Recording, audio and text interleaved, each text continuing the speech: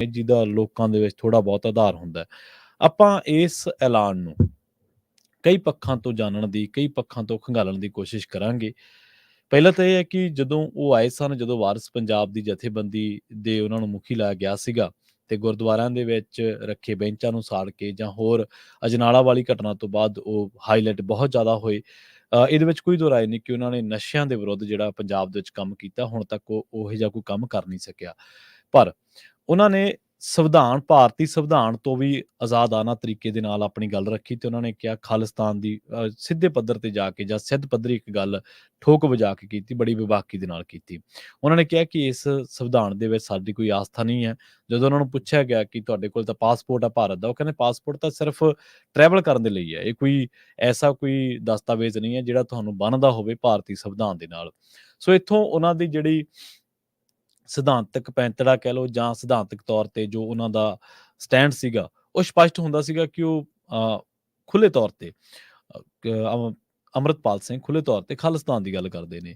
ਤਾਂ ਜਦੋਂ ਉਸ ਤੋਂ ਬਾਅਦ ਉਹਨਾਂ ਨੂੰ NSA ਲਾਇਆ ਗਿਆ, ਡਿਬਰੂਗੜ੍ਹ ਜੇਲ੍ਹ ਦੇ ਵਿੱਚ ਧੱਕਿਆ ਗਿਆ, ਤਾਂ ਦੁਨੀਆ ਭਰ ਦੇ ਵਿੱਚ ਲੋਕਾਂ ਨੇ ਉਹਨਾਂ ਦੇ ਲਈ ਆਵਾਜ਼ ਚੁੱਕੀ, ਲੋਕ ਉਹਨਾਂ ਦੇ ਆਵਾਜ਼ ਬਣੇ। ਲੋਕਾਂ ਨੇ ਕਿਹਾ ਕਿ ਉਹਨਾਂ ਦੇ ਨਾਲ ਧੱਕਾ ਹੋ ਰਿਹਾ, ਕਿਉਂਕਿ ਪੰਜਾਬ ਸਰਕਾਰ ਨੇ ਅਲੰਘੇ ਦਿਨਾਂ ਦੇ ਵਿੱਚ ਹੀ ਪੰਜਾਬ ਸਰਕਾਰ ਨੇ ਉਹਨਾਂ ਤੇ ਜਿਹੜਾ NSA ਲਾਇਆ ਗਿਆ, ਨੈਸ਼ਨਲ ਸਿਕਿਉਰਿਟੀ ਐਕਟ, ਤਾਂ ਉਹਨੂੰ ਅੱਗੇ ਕੈਰੀ ਕਰਨ, ਮਤਲਬ ਦੂਜੇ ਸਾਲ ਦੇ ਵਿੱਚ ਲਿਜਾਣ ਦੇ ਲਈ ਜਿਹੜੀ ਅਪੀਲ ਹੈ, ਉਹਦੇ ਨਾਲ ਵੀ ਸਹਿਮਤੀ ਪ੍ਰਗਟਾਈ ਸੀ। ਸਿੱਟੇ ਵਜੋਂ ਉਹਨਾਂ ਦੀ NSA ਜਿਹੜੀ ਮਿਆਦ ਆ ਉਹ ਵੱਧ ਗਈ ਸੀ। ਹੁਣ ਇਹਦੇ ਤੇ ਕਈ ਧਿਰਾਂ ਜਿਹੜੀਆਂ ਨੇ ਉਹ ਇੱਕ ਰਾਏ ਨਹੀਂ ਜਾਂ ਉਹਨਾਂ ਦੇ ਅਲੱਗ-ਅਲੱਗ ਤਰ੍ਹਾਂ ਦੇ ਜਿਹੜੇ ਨੇ ਵਿਚਾਰ ਨੇ ਇਸ ਮਾਮਲੇ ਨੂੰ ਲੈ ਕੇ। ਇੱਕ ਧਿਰ ਅਜਿਹੀ ਹੈ ਜਿਹੜੀ ਕਹਿੰਦੀ ਕਿ ਜਿਹੜੇ ਸੰਵਿਧਾਨ ਦੇ ਵਿੱਚ ਤੁਹਾਡੀ ਆਸਥਾ ਹੀ ਨਹੀਂ, ਜਿਸ ਸੰਵਿਧਾਨ ਨੂੰ ਤੁਸੀਂ ਮੰਨਦੇ ਨਹੀਂ, ਫਿਰ ਉਸ ਸੰਵਿਧਾਨ ਦੇ ਤਹਿਤ ਚੋਣ ਲੜਨ ਦਾ ਕੀ ਫਾਇਦਾ? ਤੁਸੀਂ ਕਿਉਂ ਉਸ ਸੰਵਿਧਾਨ ਦੇ ਤਹਿਤ ਚੋਣ ਲੜਨੀ ਹੈ, ਜਦੋਂ ਜਿਹੜੀ ਚੀਜ਼ ਨੂੰ ਤੁਸੀਂ ਮੰਨਦੇ ਹੀ ਨਹੀਂ, ਜਿਹੜੀ ਚੀਜ਼ ਨਾਲ ਤੁਸੀਂ ਜੁੜੇ ਹੀ ਨਹੀਂ, ਜਿਹੜੀ ਚੀਜ਼ ਤੋਂ ਤੁਸੀਂ ਅਲੱਗ ਹੋ ਕੇ ਚੱਲਦੇ ਆ, ਅਲੱਗਾ ਹੋ ਕੇ ਚੱਲਦੇ ਆ, ਵੱਖਰੇ ਚੱਲਦੇ ਆ, ਜਿਸ ਦੀ ਤੁਸੀਂ ਕਹਿੰਦੇ ਹੋ ਕਿ ਇਹ ਸਾਨੂੰ ਗੁਲਾਮ ਕਰਦਾ, ਫਿਰ ਉਹਦੇ 'ਚ ਤੁਸੀਂ ਚੋਣ ਕਿਉਂ ਲੜਦੇ ਆ? ਜਿਹੜੀ ਦੂਜੀ ਧਿਰ ਹੈ, ਉਹ ਕਹਿੰਦੇ ਕਿ ਫਿਰ ਤੁਸੀਂ ਕਹਿੰਦੇ ਹੋ ਕਿ ਬਈ ਹਥਿਆਰਬੰਦ ਸਟਰਗਲ ਨਹੀਂ ਕਰਨਾ, ਆਰਮ ਸਟਰਗਲ ਨਹੀਂ ਕਰਨਾ, ਆਰਮ ਸਟਰਗਲ ਕੋਈ ਡੈਮੋਕ੍ਰੈਟਿਕ ਪ੍ਰੋਸੈਸ ਦਾ ਹਿੱਸਾ ਨਹੀਂ ਹੈ, ਤੇ ਫਿਰ ਹੋਰ ਸਾਨੂੰ ਰਾਹ ਦੱਸ ਦਿਓ ਕਿਹੜਾ। ਡੈਮੋਕ੍ਰੇਟਿਕ ਇੱਕ ਕੰਟਰੀ ਦੇ ਵਿੱਚ ਤੁਸੀਂ ਆਪਣਾ ਖਿੱਤਾ ਚਾਹੁੰਦੇ ਹੋ, ਆਪਣਾ ਮੁਲਕ ਚਾਹੁੰਦੇ ਹੋ, ਆਪਣੀ ਕੌਮ ਦਾ ਘਰ ਚਾਹੁੰਦੇ ਹੋ, ਤੁਸੀਂ ਕਹਿੰਦੇ ਹੋ ਕਿ ਭਾਈ ਆਰਮ ਸਟਰਗਲ ਨਾ ਕਰੋ। ਉਹ ਕਹਿੰਦੇ ਠੀਕ ਹੈ, ਆਰਮ ਸਟਰਗਲ ਨਹੀਂ ਕਰਦੇ, ਫਿਰ ਸਾਨੂੰ ਹੋਰ ਕੋਈ ਰਾਹ ਦੱਸ ਦਿਓ ਕਿਹੜਾ, ਚੋਣਾਂ ਲੜਨ ਤੋਂ ਬਿਨਾਂ ਹੋਰ ਕੋਈ ਰਾਹ ਦੱਸ ਦਿਓ। ਔਰ ਇਹਨਾਂ ਨੇ ਜਿਹੜਾ ਮਜ਼ਮੂਨ ਹੈ, ਜੋ ਇਹਨਾਂ ਨੇ ਪ੍ਰੈਸ ਨੋਟ ਜਾਰੀ ਕੀਤਾ, ਉਸ ਦੇ ਵਿੱਚ ਜਿਹੜਾ ਸੈਂਟਰਲ ਆਈਡੀਆ ਉਹਦਾ ਉਹ ਇਹੀ ਕਹਿੰਦਾ ਕਿ ਅਸਲ ਦੇ ਵਿੱਚ ਅੰਮ੍ਰਿਤਪਾਲ ਸਿੰਘ ਨੇ ਦੁਨੀਆ ਭਰ ਦੇ ਵਿੱਚ ਆਵਾਜ਼ ਲਿਜਾਣ ਦੇ ਲਈ, ਸਿੱਖਾਂ ਦੇ ਨਾਲ ਜਿਹੜਾ ਧੱਕਾ ਹੋ ਰਿਹਾ ਉਹਨੂੰ ਦੁਨੀਆ ਭਰ ਦੇ ਵਿੱਚ ਲਿਜਾਣ ਦੇ ਲਈ ਇਹ ਫੈਸਲਾ ਕੀਤਾ ਕਿ ਉਹ ਚੋਣ ਲੜਨਗੇ। ਤੇ ਲੋਕ ਜੇ ਉਹਨਾਂ ਨੂੰ, ਹੁਣ ਦੇਖੋ ਇੱਥੇ ਵੀ ਦੋ ਤਰ੍ਹਾਂ ਦੀ ਗੱਲ ਬਣ ਜੂਗੀ, ਜੇ ਚੋਣ ਲੜਨ ਦੇ ਰੂਪ ਦੇ ਵਿੱਚ ਕਿ ਉਹ ਜਿਹੜਾ ਖਾਲਿਸਤਾਨ ਵਾਲਾ ਜਾਂ ਸੰਵਿਧਾਨ ਤੋਂ ਬਾਗੀ ਹੋਣ ਵਾਲਾ ਉਸ ਪੈਂਤੜੇ ਨੂੰ, ਉਸ ਸਟੈਂਡ ਨੂੰ ਕੈਰੀ ਕਰਨਗੇ, ਜਾਂ ਸੰਵਿਧਾਨ ਦੇ ਤਹਿਤ ਆ ਕੇ ਗੱਲ ਕਰਨਗੇ, ਸੰਵਿਧਾਨ ਦੇ ਤਹਿਤ ਆਪਣੀ ਜਿਹੜੀ ਮੰਗ ਆ ਉਹ ਰੱਖਣਗੇ। ਸੋ ਕਈ ਤਰ੍ਹਾਂ ਦੀਆਂ ਗੱਲਾਂ ਬਾਤਾਂ ਨੇ, ਕਈ ਤਰ੍ਹਾਂ ਦੀਆਂ ਚਰਚਾਵਾਂ ਨੇ। ਪਰ ਦੇਖੋ ਇੱਕ ਗੱਲ ਇਹ ਹੈਗੀ ਹੈ ਕਿ ਜੋ ਸਮਾਜਿਕ ਤੌਰ ਤੇ, ਧਾਰਮਿਕ ਤੌਰ ਤੇ ਉਹਨਾਂ ਨੇ ਇਹ ਗੱਲ ਕਹੀ ਸੀਗੀ ਕਿ ਸਾਡੀਆਂ ਜਿਹੜੀਆਂ ਜਥੇਬੰਦੀਆਂ ਨੇ, ਇਹਨਾਂ ਨੇ ਪੰਥ ਦੇ ਵਿੱਚ ਜੋ ਨਿਘਾਰ ਆਇਆ ਉਹਦੇ ਵਿੱਚ ਇਹਨਾਂ ਦਾ ਬਹੁਤ ਵੱਡਾ ਰੋਲ ਹੈ। ਇਹਦੇ ਵਿੱਚ ਕੋਈ ਦੋ ਰਾਏ ਨਹੀਂ ਗੀ ਕਿ ਤੁਸੀਂ 1980 ਦੇ ਦਹਾਕੇ ਤੋਂ ਚੱਕ ਲਓ, ਨਿਰੰਕਾਰੀ ਕਾਂਡ, ਨਕੋਦਰ ਗੋਲੀ ਕਾਂਡ, ਜਾਂ ਸਿੱਖ ਨੌਜਵਾਨਾਂ ਦੇ ਝੂਠੇ ਪੁਲਿਸ ਮੁਕਾਬਲੇ, ਜਾਂ ਹੋਰ ਕਿਸੇ ਵੀ ਤਰੀਕੇ ਨਾਲ ਝੂਠੇ ਪੁਲਿਸ ਮੁਕਾਬਲੇ, ਕਿਸੇ ਨੂੰ ਤਾਂ ਇਹ ਕਿਹਾ ਗਿਆ ਕਿ ਇਹ ਭਾਈ ਆਰਮ ਸਟਰਗਲ ਸੀ, ਇਹਨੂੰ ਤਾਂ ਮਾਰਿਆ। ਹਾਲਾਂਕਿ ਕਿਸੇ ਨੂੰ ਮਾਰਨਾ ਜਸਟੀਫਾਈ ਕਰਨਾ, ਕਿਸੇ ਦਾ ਕਤਲ ਜਸਟੀਫਾਈ ਕਰਨਾ ਬਹੁਤ ਗਲਤ ਹੈ। ਭਾਈ ਜਸਵੰਤ ਸਿੰਘ ਖਾਲੜਾ ਹੋਣੀ ਤਾਂ ਉਹ ਤਾਂ ਕਿਸੇ ਨੂੰ ਘਰੋਂ ਬੰਦੂਕ ਚੱਕ ਕੇ ਨਹੀਂ ਨਾ ਗਏ ਸੀਗੇ, ਉਹ ਤਾਂ ਜਿਨ੍ਹਾਂ ਨੂੰ ਮਾਰਿਆ ਸੀ ਉਹਨਾਂ ਦੇ ਅੰਕੜੇ ਇਕੱਠੇ ਕਰ ਰਹੇ ਸੀ, ਪਰ ਅਖੀਰ ਉਹਨਾਂ ਨੂੰ ਵੀ ਉਹਨਾਂ ਦੇ ਵਿੱਚ ਹੀ ਸ਼ਾਮਲ ਕਰ ਦਿੱਤਾ ਗਿਆ। ਉਸ ਤੋਂ ਬਾਅਦ ਕੀ ਹੋਇਆ ਕਿ ਇਸ ਟਾਈਮ ਵੈਕਿਊਮ ਸੀਗਾ ਇੱਕ ਅਜਿਹੇ ਆਗੂ ਦੇ ਬਾਰੇ, ਇਹ ਕੌਮ ਦੇ ਵਿੱਚ ਵੀ ਤੇ ਆਮ ਪੰਜਾਬ ਦੇ ਵਿੱਚ ਵੀ, ਜਿਹੜਾ ਠੋਕ ਵਜਾ ਕੇ ਪੰਜਾਬ ਦੀ ਗੱਲ ਕਰ ਸਕੇ। ਹੁਣ ਤੁਸੀਂ ਬਹੁਤ ਬੰਦੇ ਦੀਪ ਸਿੱਧੂ ਦੇ ਨਾਲ ਸਹਿਮਤ ਨਹੀਂ ਗੇ, ਬਹੁਤ ਬੰਦੇ ਉਹਨਾਂ ਨੂੰ ਸ਼ਹੀਦ ਵੀ ਨਹੀਂ ਗਿਣਦੇ। ਹੁਣ ਆਪਾਂ ਤਾਂ ਕਿਸੇ ਨੂੰ ਪਾਬੰਦ ਨਹੀਂ ਕਰ ਸਕਦੇ ਕਿ ਤੁਸੀਂ ਭਾਈ ਕਿਸੇ ਨੂੰ ਸ਼ਹੀਦ ਗਿਣਨਾ ਜਾਂ ਨਹੀਂ ਗਿਣਨਾ, ਪਰ ਹੋ ਸਕਦਾ ਆਪਾਂ ਵੀ ਉਹਦੇ ਨਾਲ ਸਹਿਮਤ ਹੋਈਏ ਜਾਂ ਨਾ ਹੋਈਏ। ਪਰ ਅਸਲ ਦੇ ਵਿੱਚ ਉਸ ਬੰਦੇ ਨੇ ਜਿਸ ਪੱਖ ਤੋਂ ਪੰਜਾਬ ਦੀ ਗੱਲ ਛੋਈ, ਉਹ ਪੱਖ ਛੋਹਣ ਵਾਲਾ ਸੀ, ਉਹ ਪੱਖ ਮਜ਼ਬੂਤ ਸੀ। ਉਹ ਕਹਿ ਰਿਹਾ ਸੀਗਾ ਕਿ ਇਹ ਲੋਕ ਸਾਨੂੰ ਇਸੇ ਤਰ੍ਹਾਂ ਹੀ ਕਰਦੇ ਰਹਿਣਗੇ, ਸਾਡਾ ਸ਼ੋਸ਼ਣ ਕਰਦੇ ਰਹਿਣਗੇ, ਸਾਨੂੰ ਆਰਥਿਕ ਤੌਰ ਤੇ ਪਛਾੜ ਕੇ ਰੱਖ ਦੇਣਗੇ, ਆਰਥਿਕ ਤੌਰ ਤੇ ਸਾਡੀ ਘੇਰਾਬੰਦੀ ਕਰਨਗੇ, ਸਾਨੂੰ ਗੁਲਾਮ ਬਣਾ ਕੇ ਰੱਖ ਦੇਣਗੇ। ਹੁਣ ਉਹ ਜਿਹੜੀਆਂ ਗੱਲਾਂ ਨੇ, ਤੁਸੀਂ ਭਾਰਤ ਪਾਕਿਸਤਾਨ ਦੇਖੋ, ਬਾਰਡਰ ਬੰਦ ਆ, ਪੰਜਾਬ ਨੂੰ ਉਹਦੇ ਚੋਂ ਮਾਲੀਆ ਜਨਰੇਟ ਹੁੰਦਾ, ਸਾਡੀ ਆਰਥਿਕ ਤੌਰ ਤੇ ਘੇਰਾਬੰਦੀ ਸਾਨੂੰ ਨਜ਼ਰ ਆ ਰਹੀ ਹੈ, ਸਾਡਾ RDF। ਹੁਣ ਦੇਖੋ ਚੁਣੀ ਹੋਈ ਸਰਕਾਰ ਉਹ ਤਾਂ ਕੋਈ ਖਾਲਿਸਤਾਨੀ ਬੰਦਾ ਨਹੀਂ ਨਾ ਚਲਾ ਰਿਹਾ, ਉਹ ਤਾਂ ਉਹੀ ਬੰਦਾ ਚਲਾ ਰਿਹਾ ਜਿਹਨੇ ਉੱਥੇ ਚੋਣ ਜਿੱਤੀ ਹੈ, ਲੋਕਾਂ ਨੇ ਵੋਟਾਂ ਪਾਈਆਂ, ਉਹ ਸਹੁੰ ਚੁੱਕੇ ਆ। ਹੁਣ ਜੇ ਉਹੀ ਬੰਦਾ ਕਹਿ ਰਿਹਾ ਕਿ ਭਾਈ ਸਾਡੇ ਪੈਸੇ ਦੇ ਦਿਓ, ਸਾਡਾ ਆਰਡੀਐਫ ਦੇ ਦਿਓ, ਉੱਥੇ ਤਾਂ ਕੋਈ ਇਤਰਾਜ਼ ਨਹੀਂ ਹੋਣਾ ਚਾਹੀਦਾ ਕਿਸੇ ਨੂੰ। ਉਹ ਵੀ 12,000 ਕਰੋੜ ਰੁਪਇਆ ਰੁਕਿਆ ਪਿਆ। ਹੁਣ ਕੇਂਦਰ ਕਹਿੰਦਾ ਕਿ ਮੈਂ ਸੂਬਿਆਂ ਦੀ ਬਾਂਹ ਮਰੋੜਨੀ ਹੈ। ਹੁਣ ਸਾਡਾ ਪੰਜਾਬ ਦਾ ਮਾਲੀਏ ਦਾ ਨੁਕਸਾਨ 1500-1600 ਕਰੋੜ ਰੁਪਈਆ ਸਾਨੂੰ ਜਨਰੇਟ ਹੁੰਦਾ ਸੀ ਸਾਡੇ ਵਿਚਾਰੇ ਢਾਬੇ ਵਾਲਿਆਂ ਨੂੰ ਟਰਾਂਸਪੋਰਟੇਸ਼ਨ ਤੋਂ, ਜਦੋਂ ਸਾਡਾ ਪਾਕਿਸਤਾਨ ਦੇ ਨਾਲ ਬਾਰਡਰ ਚੱਲਦਾ ਸੀ। ਹੁਣ ਇੱਥੇ ਤਾਂ ਕੋਈ ਕਿਸੇ ਨੇ ਇਹ ਨਹੀਂ ਕਿਹਾ ਨਾ ਕਿ ਤੁਸੀਂ ਖਾਲਿਸਤਾਨ ਦਿਓ ਪਹਿਲਾਂ ਫਿਰ ਬਾਰਡਰ ਖੋਲੋ, ਬਾਰਡਰ ਤਾਂ ਚੱਲਦਾ ਰਹਿਣ ਦਿਓ ਨਾ। ਜੇਕਰ ਗੁਜਰਾਤ ਕਰਾਚੀ ਖੁੱਲ੍ਹਾ ਹੈ ਤੇ ਫਿਰ ਪੰਜਾਬ ਇੱਥੋਂ ਅੰਮ੍ਰਿਤਸਰ ਵਾਘੇ ਤੋਂ ਇਹ ਖੁੱਲ੍ਹਾ ਹੋ ਜਾਊਗਾ ਤੇ ਫਿਰ ਇੱਥੋਂ ਕੀ ਫਰਕ ਪੈਂਦਾ? ਇੱਥੋਂ ਵੀ ਚੱਲੀ ਜਾਣ ਦਿਓ। ਸੜਕ ਹੀ ਆ, ਕੋਈ ਉੱਡ ਕੇ ਤਾਂ ਕੁਛ ਆਉਣ ਨਹੀਂ ਲੱਗਿਆ। ਡਰੋਨ ਆ, ਤੁਸੀਂ ਫੁੰਡ ਸਕਦੇ ਹੋ ਜੇ ਕੋਈ ਡਰੋਨ ਆਉਂਦਾ। ਟਰੱਕ ਆਉਂਦੇ ਆ, ਤੁਸੀਂ ਤਲਾਸ਼ੀ ਲੈ ਸਕਦੇ ਹੋ। ਸੋ ਆਰਥਿਕ ਘੇਰਾਬੰਦੀ ਦੀ ਗੱਲ ਤਾਂ ਸਮਝ ਆਉਂਦੀ ਆ। ਦੂਜਾ ਇਹ ਕਿ ਅਸਲ ਦੇ ਵਿੱਚ ਪਿਛਲੇ ਕਈ ਦਹਾਕਿਆਂ ਤੋਂ, ਜੇਕਰ ਪਿਛਲੇ 1 ਦਹਾਕੇ ਦੀ ਵੀ ਆਪਾਂ ਪੋਲਿਟਿਕਸ ਨੂੰ ਦੇਖੀਏ, ਤਾਂ ਜਿਹੜੀਆਂ ਸਾਡੀਆਂ ਪੰਥਕ ਨੁਮਾਇੰਦਾ ਜਥੇਬੰਦੀਆਂ ਨੇ, ਇਹਨਾਂ ਦੇ ਵਿੱਚ ਕਈ ਤਰ੍ਹਾਂ ਦਾ ਨਿਘਾਰ ਆਇਆ। ਹੁਣ ਇੱਥੇ ਵੀ ਕਈ ਲੋਕ ਦੋ ਰਾਏ ਨੇ, ਕਈ ਲੋਕ ਐਸਜੀਪੀਸੀ ਨੂੰ ਮੰਦਾ ਚੰਗਾ ਬੋਲਣ ਲੱਗ ਪੈਂਦੇ ਆ। ਨਹੀਂ, ਉਹ ਸਾਡਾ ਕੰਮ ਨਹੀਂ ਹੈ। ਅਸੀਂ ਉਹ ਜਿਹੜੇ ਅਦਾਰੇ ਨੇ ਬੜੀ ਔਖ ਦੇ ਨਾਲ, ਬੜੀਆਂ ਕੁਰਬਾਨੀਆਂ ਦੇ ਨਾਲ ਖੜੇ ਕੀਤੇ ਨੇ। ਉਹਨਾਂ ਦੇ ਪ੍ਰਬੰਧਨ ਦੇ ਵਿੱਚ ਅਸੀਂ ਖਾਮੀ ਕੱਢ ਸਕਦੇ ਹਾਂ।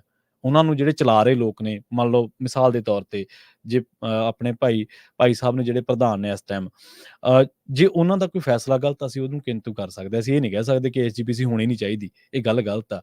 ਅਕਾਲ ਤਖ਼ਤ ਸਾਹਿਬ ਸਿੱਖਾਂ ਦੀ ਸਰਵਉੱਚ ਸੰਸਥਾ, ਤੇ ਉਹਦੇ ਜਿਹੜੇ ਉੱਥੇ ਜਿਹੜੇ ਲੋਕ ਉਸ ਤਖ਼ਤ ਨੂੰ ਸੰਭਾਲ ਰਹੇ ਨੇ, ਉਸ ਤਖ਼ਤ ਤੇ ਬੈਠੇ ਨੇ, ਜਥੇਦਾਰ ਸਾਹਿਬ ਨੇ, ਉਹਨਾਂ ਦਾ ਜਿਹੜਾ ਫੈਸਲਾ ਸੀ, ਉਸ ਫੈਸਲੇ ਨੂੰ ਲੈ ਕੇ ਜਾਂ ਜਥੇਦਾਰ ਸਾਹਿਬ ਦੇ ਸਟੈਂਡ ਨੂੰ ਲੈ ਕੇ ਕਹਿ ਸਕਦੇ ਹਾਂ।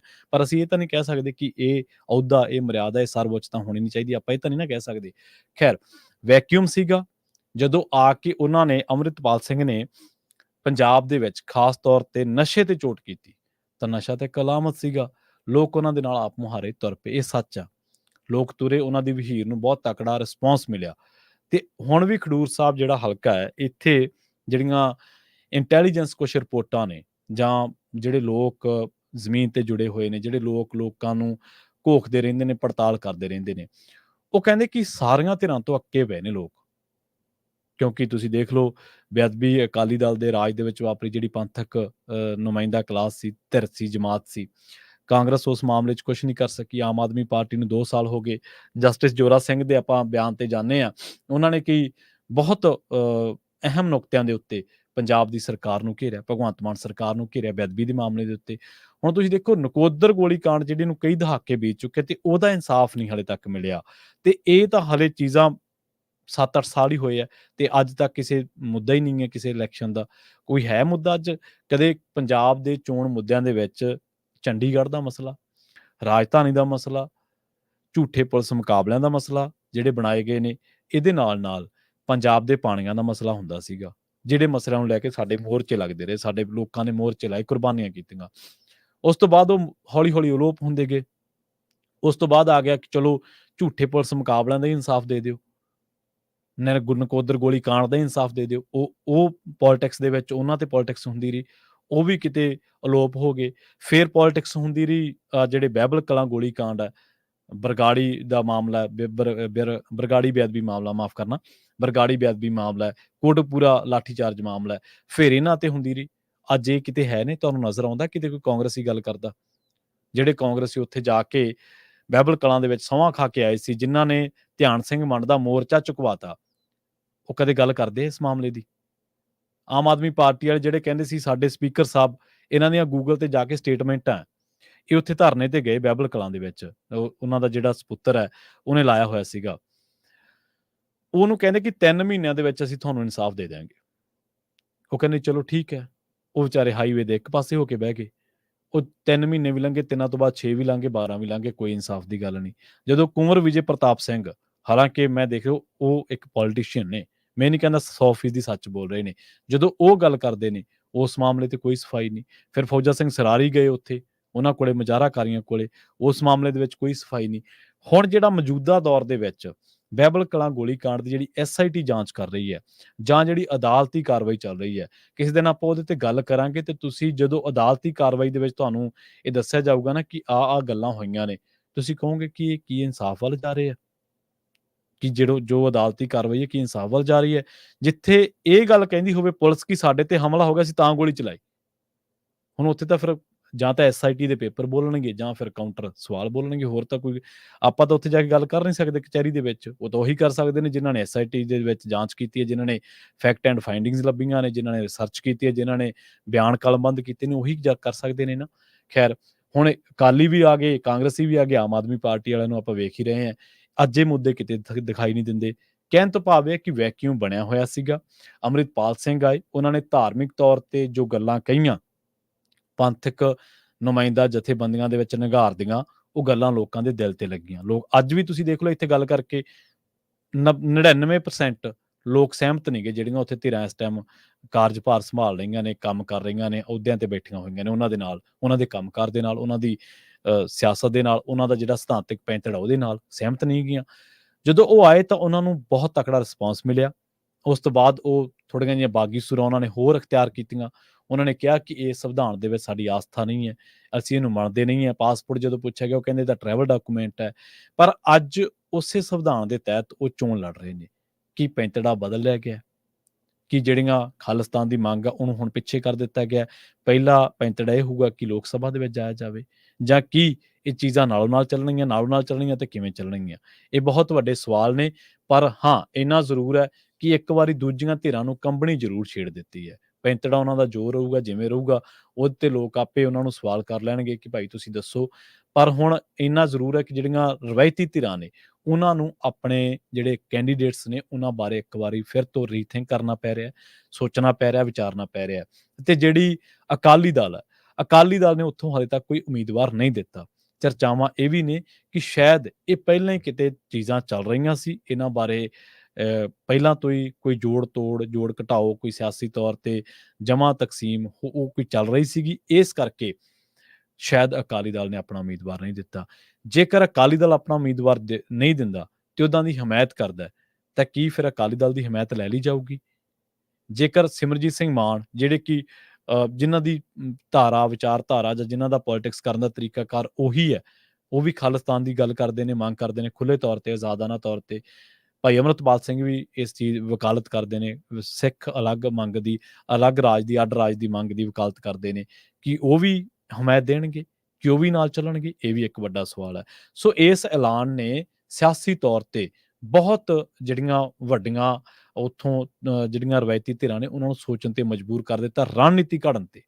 ਕਿਉਂਕਿ ਰਣਨੀਤੀ ਇਉਂ ਨਾ ਕਿ ਜਦੋਂ ਇੱਕ ਬੰਦਾ ਆਲਰੇਡੀ ਸਮਾਜਿਕ ਤੌਰ ਤੇ ਇੱਕ ਬਹੁਤ ਵੱਡੇ ਖੜੇ ਪਾਣੀਆਂ ਦੇ ਵਿੱਚ ਸੋਟੀ ਮਾਰ ਚੁੱਕਿਆ ਹੋਵੇ, ਖੜੇ ਪਾਣੀਆਂ ਨੂੰ ਹੁਲਾਰਾ ਦੇ ਚੁੱਕਿਆ ਹੋਵੇ, ਉਹਨਾਂ ਨੂੰ ਛੇੜ ਚੁੱਕਿਆ ਹੋਵੇ, ਫਿਰ ਸਿਆਸੀ ਧਿਰਾਂ ਨੂੰ ਸੋਚਣਾ ਪੈਂਦਾ ਹੈ। ਹੁਣ ਆਮ ਆਦਮੀ ਪਾਰਟੀ ਦੀ ਤਾਂ ਲਾਲਜੀਤ ਸਿੰਘ ਭੁੱਲਰ ਨੇ, ਉਹ ਤਾਂ 2 ਭਾਈਚਾਰਿਆਂ ਦੇ ਨਾਲ, ਸੁਨਿਆਰਾ ਭਾਈਚਾਰਿਆਂ ਦੇ ਨਾਲ ਤੇ ਸਾਡੇ ਜਿਹੜੇ ਰਾਮਗੜ੍ਹੀਆ ਭਾਈਚਾਰਾ, ਉਹਨਾਂ ਦੇ ਨਾਲ ਪਹਿਲਾਂ ਤੋਂ ਹੀ ਵੈਰ ਵਿੱਢੀ ਬੈਠੇ ਨੇ। ਉਹ ਤਾਂ ਹੁਣ ਪਿਛਲੇ ਦਿਨੀਂ ਉਹਨਾਂ ਨੇ ਗੋਲੀਆਂ ਘੜ ਕੇ ਦਿੱਤੀਆਂ ਮੁੱਖ ਮੰਤਰੀ ਦੀ ਰਿਹਾਇਸ਼ ਤੇ, ਰਾਮਗੜ੍ਹੀਆ ਭਾਈਚਾਰੇ ਦੇ ਆਗੂਆਂ ਨੇ। ਉਹਨਾਂ ਨੇ ਗਿਲਾ ਮਨਾਇਆ। ਅੱਜ ਵੀ ਤੁਸੀਂ ਦੇਖ ਲਓ, ਵੀਡੀਓ ਪਈਆਂ ਨੇ, ਅੱਜ ਵੀ ਲਗਾਤਾਰ ਪੈ ਰਹੀਆਂ ਨੇ। ਉਹ ਕਹਿੰਦੇ ਨੇ ਕਿ ਅਸੀਂ ਇਹਦਾ ਵਿਰੋਧ ਕਰਨੋਂ ਹਟਣਾ ਹੀ ਨਹੀਂ, ਭਾਵੇਂ ਜੋ ਮਰਜ਼ੀ ਕਰੀ ਚੱਲੇ। ਹੁਣ ਉਹਨਾਂ ਨੇ ਭੁੱਲ ਵੀ ਬਖਸ਼ਾ ਲਈ ਹੈ, ਦਰਬਾਰ ਸਾਹਿਬ ਦੇ ਵਿੱਚ ਭਾਂਡੇ ਵੀ ਮਾਂਜ ਲਏ, ਪਰ ਉਹਨਾਂ ਦੀ ਉਹ ਗੱਲ ਖਹਿੜਾ ਨਹੀਂ ਛੱਡ ਰਹੀ। ਆਮ ਆਦਮੀ ਪਾਰਟੀ ਸੋਚ ਰਹੀ ਹੈ ਕਿ ਉਮੀਦਵਾਰ ਹੀ ਨਾ ਬਦਲ ਦਈਏ ਆਪਾਂ ਇੱਥੋਂ, ਵੀ ਸਾਰਾ ਟੈਂਟਾ ਹੀ ਨਿਬੇੜ ਦਈਏ, ਵੀ ਜਿਹੜਾ ਉਹਨਾਂ ਨੇ ਗੱਲ ਛੇੜੀ, ਜਿਹੜਾ ਵਿਵਾਦ ਛਿੜਿਆ, ਉਹਨੂੰ ਆਪਾਂ ਸਾਰੇ ਕਾਸੇ ਨੂੰ ਪਾਓ ਮਿੱਟੀ ਤੇ ਉਮੀਦਵਾਰ ਹੀ ਬਦਲ ਦਿਓ। ਹੁਣ ਆਮ ਆਦਮੀ ਪਾਰਟੀ ਲਈ ਤਾਂ ਇਹ ਹਾਲਾਤ ਨੇ। ਕਾਂਗਰਸ ਨੇ ਹਾਲੇ ਉੱਥੋਂ ਐਲਾਨਣਾ, ਅਕਾਲੀ ਦਲ ਨੇ ਪਹਿਲਾਂ ਹੀ ਨਹੀਂ ਐਲਾਨਿਆ।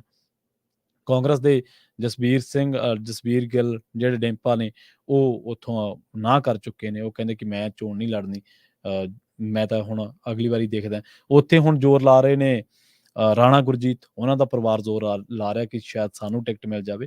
ਖੈਰ, ਆਪਾਂ ਬਰਗਾੜੀ, ਬੇਅਦਬੀ ਤੇ ਬਾਈਬਲ ਕਲਾਂ ਦੀ ਗੱਲ ਕੀਤੀ ਸੀ, ਕੋਟਕਪੂਰਾ ਗੋਲੀਕਾਂਡ ਦੀ ਗੱਲ ਕੀਤੀ ਸੀ। ਇਹਨਾਂ ਤੇ ਹੁਣ ਜਸਟਿਸ ਜੋਰਾ ਸਿੰਘ, ਜਿਹੜੇ ਕਿ ਫਰੀਦਕੋਟ ਤੋਂ, ਉਹਨਾਂ ਦੇ ਬਾਰੇ ਆ ਰਿਹਾ ਕਿ ਉਹ ਵੀ ਚੋਣ ਲੜ ਸਕਦੇ ਨੇ। ਉਹਨਾਂ ਨੇ ਸਾਬਕਾ ਆਈਜੀ ਤੇ ਹਾਕਮ ਧਿਰ ਦੇ ਵਿਧਾਇਕ ਕੁੰਵਰ ਵਿਜੇ ਪ੍ਰਤਾਪ ਤੋਂ ਬਾਅਦ ਇਹਨਾਂ ਘਟਨਾਵਾਂ ਦੀ ਬਤੌਰ ਕਮਿਸ਼ਨ ਜਾਂਚ ਕਰ ਚੁੱਕੇ ਆਪ ਦੇ ਸੂਬਾ ਸੰਯੁਕਤ ਸਕੱਤਰ ਜਸਟਿਸ ਸੇਵਾ ਮੁਕਤ ਜੋਰਾ ਸਿੰਘ ਨੇ ਆਪਣੀ ਸਰਕਾਰ ਦੇ ਖਿਲਾਫ ਝੰਡਾ ਚੁੱਕ ਲਿਆ। ਫਰੀਦਕੋਟ ਹਲਕੇ ਤੋਂ ਚੋਣ ਲੜਨ ਦੀ ਇੱਛਾ ਪ੍ਰਗਟਾਉਂਦਿਆਂ ਆਪਣੀ ਹੀ ਸਰਕਾਰ ਦੇ ਖਿਲਾਫ ਸਵਾਲ ਚੁੱਕੇ ਨੇ। ਇਸ ਤੋਂ ਪਹਿਲਾਂ ਉਹਨਾਂ ਨੇ ਸੋਸ਼ਲ ਮੀਡੀਆ ਉੱਤੇ ਵਕੀਲਾਂ ਦੇ ਨਾਮ ਜਾਰੀ ਸੰਦੇਸ਼ ਦੇ ਵਿੱਚ ਆਪਣੀ ਹੀ ਸਰਕਾਰ ਦੇ ਖਿਲਾਫ ਗੰਭੀਰ ਸਵਾਲ ਚੁੱਕੇ ਸਨ। ਉਹਨਾਂ ਨੇ ਕਿਹਾ ਕਿ ਮਾਨ ਸਰਕਾਰ ਨੇ ਉਹਨਾਂ ਦੇ ਨਾਲ ਇਹ ਵਾਅਦਾ ਕੀਤਾ ਸੀ ਕਿ ਬਤੌਰ ਕਮਿਸ਼ਨ ਬੇਅਦਬੀ ਅਤੇ ਗੋਲੀਕਾਂਡ ਮਾਮਲਿਆਂ ਦੀ ਜਾਂਚ ਨੂੰ ਜਨਤਕ ਕੀਤਾ ਜਾਵੇਗਾ। ਸਰਕਾਰ ਬਣਨ ਦੇ 2 ਸਾਲ ਬਾਅਦ ਵੀ ਉਹਨਾਂ ਦੀ ਰਿਪੋਰਟ ਜਨਤਕ ਨਹੀਂ ਕੀਤੀ ਗਈ, ਜਿਹੜਾ ਕਿ ਮਾਨ ਸਰਕਾਰ ਨੇ ਉਹਨਾਂ ਦੇ ਨਾਲ ਵਾਅਦਾ ਕੀਤਾ ਸੀ।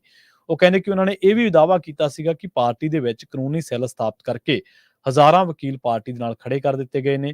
ਉਹਨਾਂ ਕਈ ਵਾਰ ਸਰਕਾਰ ਤੱਕ ਵਕੀਲਾਂ ਦੀਆਂ ਸਮੱਸਿਆਵਾਂ ਲਈ ਸਮੇਂ ਦੀ ਮੰਗ ਕੀਤੀ, ਪਰ ਸਰਕਾਰ ਦੇ ਕੋਲ 5 ਮਿੰਟ ਦਾ ਵੀ ਸਮਾਂ ਨਹੀਂ ਹੈ। ਉਹਨਾਂ ਇਹ ਵੀ ਦਾਅਵਾ ਕੀਤਾ ਕਿ ਉਹਨਾਂ ਕੋਲ ਪੱਕੇ ਸਬੂਤ ਨੇ ਕਿ ਭਰਤੀ ਕੀਤੇ ਗਏ ਸਹਾਇਕ ਐਡਵੋਕੇਟ ਜਨਰਲ AAG ਵੱਲੋਂ ਬਹੁਤੇ ਕਾਂਗਰਸੀ ਤੇ ਹੋਰਨਾਂ ਪਾਰਟੀਆਂ ਦੇ ਆਗੂਆਂ ਦੇ ਰਿਸ਼ਤੇਦਾਰ ਨੇ। ਇਸੇ ਕਰਕੇ ਪਾਰਟੀ ਨਾਲ ਜੁੜੇ ਵਕੀਲਾਂ ਦੇ ਵਿੱਚ ਰੋਸ ਹੈ। ਉਹ ਕਹਿੰਦੇ ਕਿ ਅਸੀਂ ਚੋਣ ਪ੍ਰਚਾਰ ਦੇ ਦੌਰਾਨ ਸੂਬੇ ਦੇ ਵਿੱਚ ਵੱਧ ਰਹੇ ਨਸ਼ੇ, ਬੇਰੁਜ਼ਗਾਰੀ, ਰੇਤਾ ਬਜਰੀ ਦੀ ਕਾਲਾਬਾਜ਼ਾਰੀ ਤੇ ਹੋਰ ਜਿਹੜੀਆਂ ਲੋਕਾਂ ਦੇ ਵਿੱਚ ਬਰਗਾੜੀ ਤੇ ਬਹਿਬਲ ਕਲਾਂ ਤੇ ਕੋਟਕਪੂਰਾ ਗੋਲੀਕਾਂਡ ਦਾ ਮੁੱਦਾ ਲਿਜਾਵਾਂਗੇ। ਉਹਨਾਂ ਨੇ ਇਹ ਵੀ ਕਿਹਾ ਕਿ ਆਪ ਦੀ ਲੀਡਰਸ਼ਿਪ ਦੇ ਨਾਲ ਵੀ ਉਹਨਾਂ ਨੇ ਗੱਲ ਕਰਨ ਦੀ ਕੋਸ਼ਿਸ਼ ਕੀਤੀ ਸੀ ਇਹਨਾਂ ਮੁੱਦਿਆਂ ਨੂੰ ਲੈ ਕੇ, ਪਰ ਉਹਨਾਂ ਨੇ ਗੱਲ ਅਣਸੁਣੀ ਕਰਕੇ ਇਹਨਾਂ ਗੰਭੀਰ ਮੁੱਦਿਆਂ ਨੂੰ ਛੋਟੀ ਜਿਹੀ ਗੱਲ ਕਰਾਰ ਦਿੱਤਾ। ਦੱਸ ਦਈਏ ਕਿ ਉਹ ਦਸੰਬਰ 2018 ਦੇ ਵਿੱਚ ਆਮ ਆਦਮੀ ਪਾਰਟੀ ਦੇ ਵਿੱਚ ਸ਼ਾਮਲ ਹੋਏ ਸਨ ਤੇ 2019 ਦੀਆਂ ਲੋਕ ਸਭਾ ਚੋਣਾਂ ਦੇ ਵਿੱਚ ਜਲੰਧਰ ਰਾਖਵਾਂ ਹਲਕੇ ਤੋਂ ਆਪ ਉਮੀਦਵਾਰ ਵਜੋਂ ਉਹਨਾਂ ਨੂੰ ਮੈਦਾਨ ਦੇ ਵਿੱਚ ਉਤਾਰਿਆ ਗਿਆ ਸੀ, ਪਰ ਉਹ ਅਸਫਲ ਰਹੇ ਸਨ। ਉਹਨਾਂ ਨੂੰ 2021 ਦੇ ਵਿੱਚ ਆਪ ਲੀਗਲ ਸੈੱਲ ਦਾ ਸੂਬਾ ਪ੍ਰਧਾਨ ਬਣਾਇਆ ਗਿਆ ਸੀ, ਪਰ ਹੁਣ ਉਹਨਾਂ ਦੇ ਕੋਲ ਸੂਬਾਈ ਸੰਯੁਕਤ ਸਕੱਤਰ ਦਾ ਅਹੁਦਾ ਹੈ। ਸੋ ਉਹਨਾਂ ਦੇ ਬਿਆਨਾਂ ਤੇ ਵੀ ਲੋਕਾਂ ਦੀਆਂ ਨਜ਼ਰਾਂ ਲੋਕਾਂ ਨੇ ਲਾ ਰੱਖੀਆਂ ਨੇ। ਹੋਰ ਤਾਂ ਭਲਾ ਨਾ ਕਰਨ, ਪਰ ਵਿਰੋਧੀ ਜ਼ਰੂਰ ਉਹਨਾਂ ਦੇ ਬਿਆਨਾਂ ਨੂੰ ਆਪਣੀ ਸਿਆਸਤ ਵਾਸਤੇ ਵਰਤੋਂ ਉਹਨਾਂ ਦੇ ਬਿਆਨਾਂ ਦੀ ਜ਼ਰੂਰ ਕਰਨਗੇ। ਸੋ ਇਹ ਸਨ ਹੁਣ ਤੱਕ ਦੀਆਂ ਖਬਰਾਂ ਜਿਨ੍ਹਾਂ ਤੇ ਆਪਾਂ ਚਰਚਾ ਕੀਤੀ ਹੈ। ਪੰਜਾਬੀ ਰੇਡੀਓ ਦੀ ਅਗਲੀ ਪੇਸ਼ਕਸ਼ ਪ੍ਰੋਗਰਾਮ ਅਪਡੇਟ ਅਮਰੀਕਾ ਪ੍ਰੋਗਰਾਮ ਦੇ ਵਿੱਚ ਅਮਰੀਕਾ ਦੇ ਨਾਲ ਵਿਸ਼ਵ ਭਰ ਦੇ ਵਿੱਚ ਵਾਪਰੀਆਂ ਅਹਿਮ ਵੱਡੀਆਂ ਖਾਸ ਘਟਨਾਵਾਂ, ਖਬਰਾਂ ਦੇ ਬਾਰੇ ਤੁਹਾਨੂੰ ਦਿੱਤੀਆਂ ਜਾਣਗੀਆਂ ਜਾਣਕਾਰੀਆਂ। ਜੁੜੇ ਰਹੋ ਪੰਜਾਬੀ ਰੇਡੀਓ USA ਦੇ ਨਾਲ। ਬਹੁਤ ਬਹੁਤ ਧੰਨਵਾਦ। ਸਤਿ ਸ਼੍ਰੀ ਅਕਾਲ।